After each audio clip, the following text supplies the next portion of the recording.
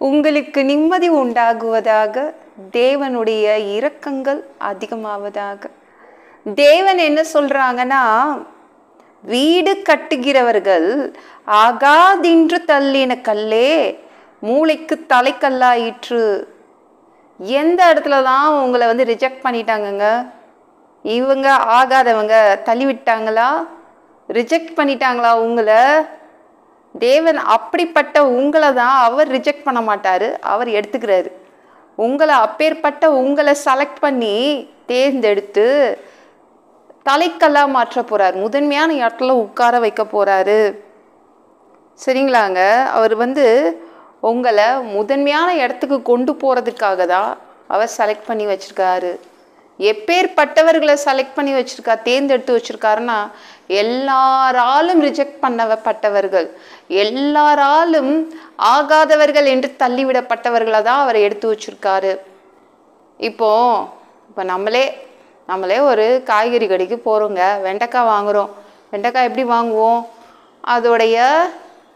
நம்ம அதோடைய இந்த லாஸ்ட் பகுதியை உடச்சி பார்த்து வாங்குவோம். கரெக்டாங்க?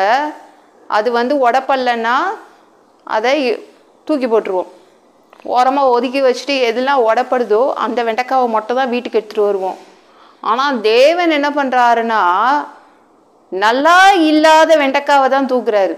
நல்லா இல்லாத, புறக்கணிக்கப்பட்ட, எல்லாராலையும் ரிஜெக்ட் பண்ணப்பட்ட உங்களை தான் அவர் முதன்மையான சேர்ல கொண்டு உட்கார வைக்கிறாரு.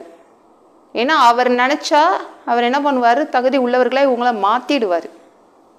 எல்லாராலையும் ரிஜெக்ட் பண்ணப்பட்ட உங்களை தூக்கி சூப்பரான இடத்துல உட்கார வைக்கிறாரு. சரிங்களாங்க? அதுதான் நம்ம தேவன். ஏன்னா அவர் நினைச்சா என்ன வேணா செய்ய முடியும். நீங்கள் எவ்வளோ இடத்துல வேலை தேடி இருப்பீங்களா? எல்லாரும் உங்களை ரிஜெக்ட் பண்ணிட்டாங்களா? நல்லது தான். ஏன்னா தேவன் உங்களுக்கு வேற மாதிரி வேலை வச்சிருக்காரு, முதன்மையான இடத்துல வேலை வாங்கி தருவார். சரிங்களாங்க? அதனால தான் எல்லாரும் உங்களை ரிஜெக்ட் பண்ணாங்க. எங்கே போனாலும் வேலை இல்லைன்றாங்க, இன்டர்வியூ போனால் என்னை செலக்ட் பண்ண மாட்டேங்கிறாங்க, ரிஜெக்ட் பண்ணுறாங்கன்னா, தேவன் உங்களுக்கு ஒரு முதன்மையான ஒரு சூப்பரான வேலை வச்சுருக்கார். கவலைப்படாதீங்க. யாருமே பொண்ணு கொடுக்க மாட்டேங்கிறாங்க, யாருமே மாப்பிள்ளை கொடுக்க மாட்டேங்கிறாங்க, என்னை யாரும் சேர்த்துக்க மாட்டேங்கிறாங்க. இல்லை, தேவன் ஒரு சூப்பரான ஒரு முதன்மையான இடத்த உங்களுக்கு கொடுக்க போகிறாரு. அதனால் நீங்கள் கவலைப்படாதீங்க. என்னங்க, இந்த உலகமே என்னை தள்ளி விடுது, இல்லை பரலோகம் உங்களை சேர்த்துக்கொள்ளுது. இந்த உலகமே தள்ளிவிட்டாலும் இந்த பரலோகம் உங்களை சேர்த்து கொள்ளும். என் கணவர் தள்ளி விடுறாருங்க, என் மனைவி தள்ளி விடுறா, என்னுடைய பிள்ளைங்க தள்ளி விடுறாங்க, தேவன் எடுத்துக்கிறாருங்க.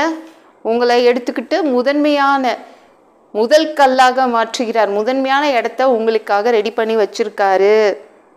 சரிங்களாங்க?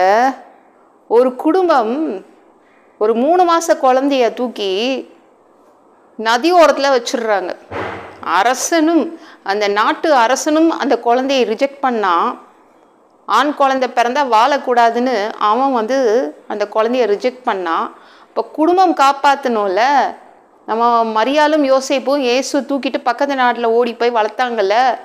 ஏன் மோசேவும் அம்மாவும் அப்பாவும் வளர்க்கக்கூடாது மோசே பாப்பாவை? அப்படிலாம் செய்யவே இல்லை. எங்களுக்கு இந்த நாடு தான் முக்கியம், இந்த அரசன் தான் முக்கியம் சொல்லிட்டு குழந்தைய கொண்டு முதலைகள் வரக்கூடிய இடத்துல வச்சிடுறாங்க, ஒரு பெட்டிக்குள்ளே போட்டு வச்சிடுறாங்க.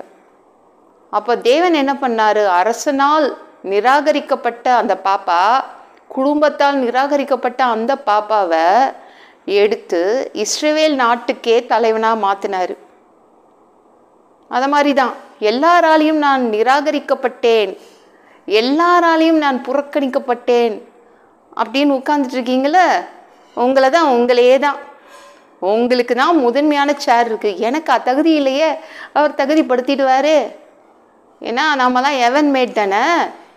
அறிவை கொடுத்துருவார், ஆற்றலை கொடுத்துருவார், என்ன வேணுமோ அதை கொடுத்து முதன்மையான சேரில் உட்கார வச்சிருவார். உங்களுக்காக முதன்மையான இடங்கள் காத்துட்டு இருக்குது. அதனால தான் நீங்கள் எல்லாராலையும் புறக்கணிக்கப்பட்டீங்க, நிராகரிக்கப்பட்டீங்க, ரிஜெக்ட் பண்ணப்பட்டீங்க. புரியுதாங்க? ஏன் உங்களை எல்லாரும் தள்ளி விட்டாங்கன்னு இப்போ புரியுதா?